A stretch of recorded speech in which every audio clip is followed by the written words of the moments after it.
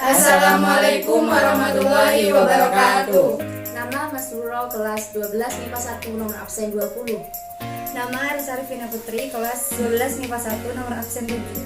Nama Riza Isyadillah, kelas 12 MIPA 1, absen 27. Nama Adinia Zarf Martina, nomor absen 1, kelas 12 MIPA 1. Nama Faiz Kamarudin, nomor absen 10, kelas 12 MIPA 1. Kasus pelanggaran hak dan pengingkaran kewajiban warga negara. Yang pertama, penyebab terjadinya pelanggaran hak dan pengingkaran kewajiban warga negara. Pelanggaran hak warga negara terjadi ketika warga negara tidak dapat menikmati atau memperoleh haknya sebagai yang ditetapkan oleh undang-undang.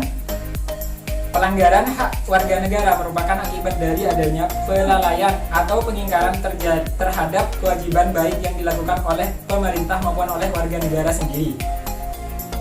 Pelanggaran hak dan pengingkaran kewajiban warga negara diantaranya disebabkan oleh faktor-faktor berikut. Yang pertama, sikap egois atau terlalu mementingkan diri sendiri. Sikap ini akan menyebabkan seseorang selalu menuntut haknya, sementara kewajibannya sering diabaikan. Yang kedua, rendahnya kesadaran berbangsa dan bernegara. Hal ini akan menyebabkan pelaku pelanggaran berbuat seenaknya. Pelaku tidak mau tahu bahwa orang lain pun mempunyai hak yang harus dihormati. Terus yang selanjutnya, yang ketiga, sikap tidak toleran. Sikap ini akan menyebabkan munculnya saling tidak menghargai dan tidak menghormati atau kedudukan atau keberadaan orang lain. Yang keempat, penyalahgunaan kekuasaan. Di dalam masyarakat terdapat banyak kekuasaan yang berlaku. Kekuasaan di sini tidak hanya menunjukkan pada kekuasaan pemerintah, tetapi juga bentuk-bentuk kekuasaan lain yang terdapat di dalam masyarakat. Terus yang kelima, ketidaktegasan aparat penegak hukum. Aparat penegak hukum yang tidak bertindak tegas terhadap setiap pelanggaran hak dan pengingkaran kewajiban warga negara tentu saja akan mendorong timbulnya pelanggaran lainnya. Terus yang keenam, penyalahgunaan teknologi. Kemajuan teknologi dapat memberikan pengaruh yang positif, tetapi bisa juga memberikan pengaruh negatif, bahkan dapat memicu timbulnya kejahatan. Kasus pelanggaran hak warga negara. Pelanggaran terhadap hak warga negara bisa kita lihat dari kondisi yang saat ini terjadi. Misalnya sebagai berikut. Yang pertama, proses penegakan hukum masih belum optimal dilakukan. Misalnya masih terjadi kasus salah tangkap, yaitu perbedaan perlakuan oknum aparat penegak hukum terhadap para pelanggar hukum dengan dasar kekayaan atau jabatan masih terjadi, dan sebagainya. Yang kedua, saat ini tingkat kemiskinan dan angka pengangguran di negara kita masih cukup tinggi.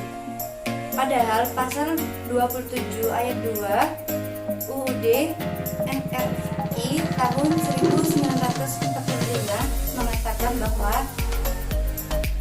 tiap-tiap warga negara berhak atas pekerjaan dan penghidupan yang layak bagi kemanusiaan.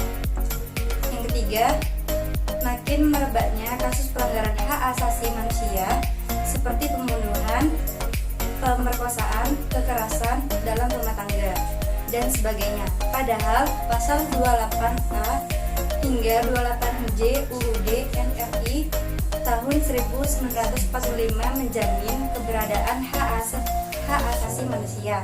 4. Masih terjadinya tindak kekerasan mengatasnamakan agama, misalnya penyerangan tempat peribadahan, padahal pasal 29 ayat 2 UUD NRI tahun 1945 menegaskan bahwa negara menjamin kemerdekaan tiap-tiap penduduk untuk memeluk agamanya masing-masing dan untuk beribadah menurut agamanya dan kepercayaannya sendiri. Yang kelima yaitu angka putus sekolah yang cukup tinggi, mengindikasikan belum terlaksana secara sepenuhnya amanat pasal 31 ayat 1 UUD NRI tahun 1945 yang menyatakan bahwa setiap warga negara berhak mendapat pendidikan. Yang keenam yaitu pelanggaran hak cipta, misalnya peredaran FCD atau DVD, bajakan, yaitu perilaku plagiat dalam membuat sebuah karya dan sebagainya. Kasus pengingkaran kewajiban warga negara. Kewajiban warga negara bukan hanya membayar pajak, tetapi juga menaati peraturan, menjunjung tinggi pemerintahan dan bela negara. Kewajiban-kewajiban tersebut apabila dilaksanakan akan mendukung suksesnya program pembangunan di negara ini serta mendorong terciptanya keadilan, ketertiban, perdamaian, dan sebagainya. Pada kenyataannya, saat ini masih banyak terjadi pengingkaran terhadap kewajiban-kewajiban warga negara. Pengingkaran tersebut biasanya disebabkan oleh tingginya sikap egoisme yang dimiliki oleh setiap warga negara, di mana warga negara hanya menuntut hak tanpa menjalankan kewajibannya. Pengingkaran kewajiban warga negara banyak sekali bentuknya. Misalnya, yang pertama, membuang sampah sembarangan. Yang kedua, tidak mengikuti aturan lalu lintas seperti tidak memakai helm, mengemudi tidak membawa SIM dan STNK, serta menerobos jika ada lampu merah. Yang ketiga adalah tidak membayar pajak, dan masih banyak lagi. Penanganan pelanggaran hak dan pengingkaran kewajiban warga negara. Upaya pemerintah dalam penanganan kasus pelanggaran hak dan pengingkaran kewajiban warga negara. Mencegah lebih baik daripada mengobati. Pernyataan seperti itu sudah lumrah kita dengar di negara kita sendiri, Indonesia. Tindakan terbaik dalam penegakan hak dan kewajiban warga adalah dengan mencegah timbulnya semua faktor penyebab dari pelanggaran hak dan pengingkaran kewajiban warga negara. Berikut ini upaya pencegahan yang dapat kita lakukan untuk mengatasi berbagai kasus pelanggaran hak dan pengingkaran kewajiban warga negara. A. Supremasi hukum dan demokrasi harus ditegakkan.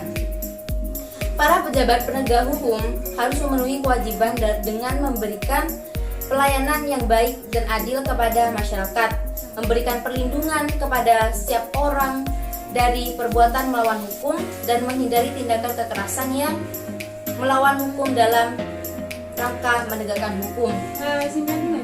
Mengoptimalkan para lembaga-lembaga selain lembaga tinggi negara yang berwenang dalam menegakkan hak dan kewajiban warga negara seperti KPK, Hak Asasi Manusia, dan Komisi Nasional Anti Kekerasan Terhadap Perempuan, Komnas Perempuan.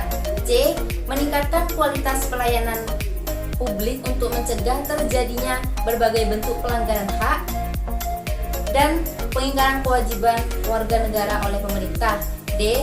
Meningkatkan pengawasan dari masyarakat dan lembaga-lembaga politik terhadap setiap upaya penegakan hak dan kewajiban warga negara. Yang E. Meningkatkan penyebarluasan prinsip-prinsip kesadaran bernegara kepada masyarakat melalui lembaga pendidikan. Yang F. Meningkatkan profesionalisme lembaga keamanan dan pertahanan negara. Dan yang G terakhir, meningkatkan kerjasama yang harmonis berkelompok atau golongan dalam masyarakat agar mampu saling memahami dan menghormati keyakinan dan pendapat masing-masing. Selain melakukan upaya pencegahan, pemerintah juga menangani berbagai kasus yang sudah terjadi. Tindakan penanganan dilakukan oleh lembaga-lembaga negara yang mempunyai fungsi utama untuk menegakkan hukum sebagai berikut. Kepolisian melakukan penanganan terhadap kasus yang berkaitan dengan pelanggaran hak warga negara untuk mendapatkan rasa aman, seperti penangkapan pelaku tindak pidana, perampokan, dan penganiayaan. Yang kedua, Tentara Nasional Indonesia melakukan penanganan terhadap kasus-kasus yang berkaitan dengan gerakan separatisme, ancaman keamanan dari luar, dan sebagainya. Yang ketiga, Komisi Pemberantas Korupsi melakukan penanganan terhadap kasus korupsi dan penyalahgunaan keuangan negara.